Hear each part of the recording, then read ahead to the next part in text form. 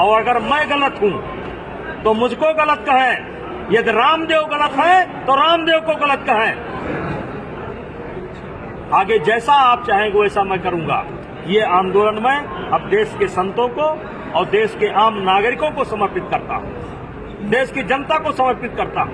केवल रामदेव ही नहीं है, रामदेव के चेले बैठे हैं, हर कस्बे में बैठे हैं।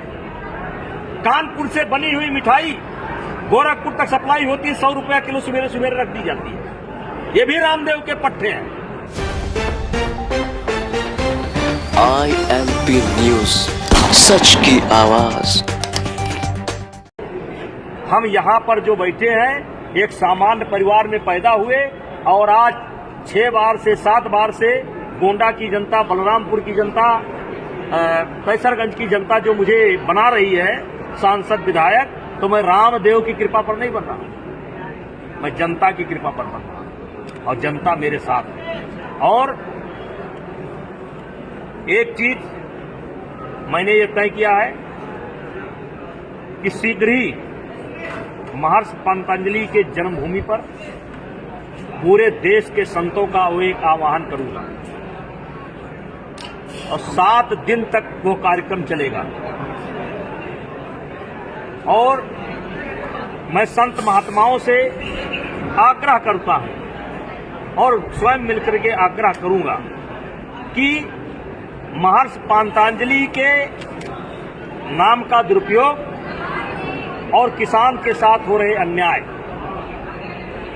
का ये जो जन आंदोलन है, इस आंदोलन को संतों का आशीर्वाद मिलना चाहिए। क्योंकि आम आदमी जब थक जाता है, निराश हो जाता है, तो संत ही कमान उठाते हैं। और मैं देश के संतों से आह्वान कर रहा हूं कि महर्षि पतंजलि जी के भूमि पर आप आकर के अपना आशीर्वचन कहें। और अगर मैं गलत हूं तो मुझको गलत कहें, यदि रामदेव गलत है तो रामदेव को गलत कहें।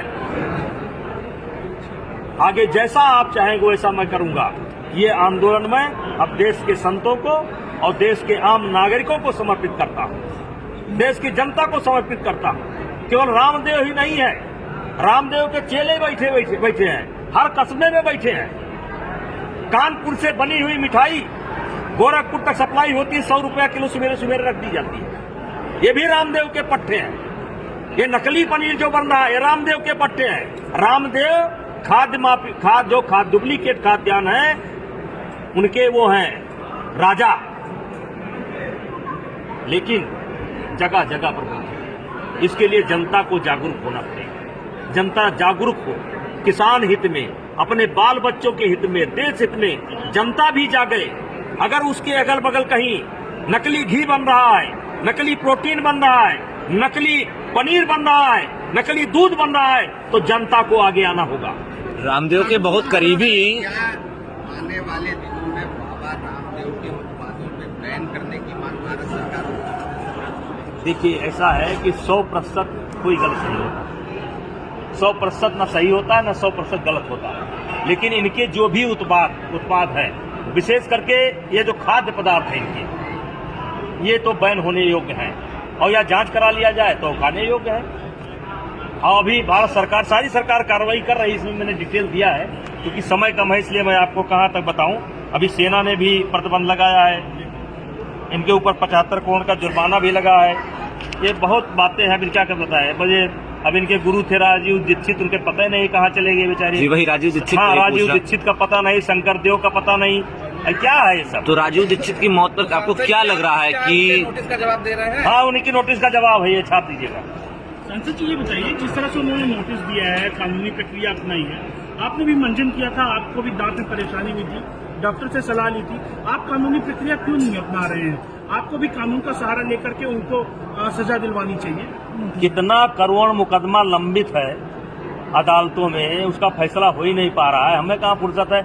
हम तो जनता जगाने में लगे हैं। जनता बंद कर दे, उनका काम अपने आप समाप्त हो जाएगा। अगर घी उनका नकली है, जनता खाना बंद कर दे, असली है खूब खाए। मंजन उनका अच्छा है तो लगाओ, हमको क्या दिक्कत है। हमारा तो दांत खराब हुआ, मुझको 50 लोग कम से कम मिले, एक बहुत बड़े संत मिले, उन्होंने कहा खराब हो गया मेरा दांत। तो आप लोगों को एकत्र करके एक जन आंदोलन का रूप देंगे? देखिए, हम नहीं देंगे, आप दे रहे हैं।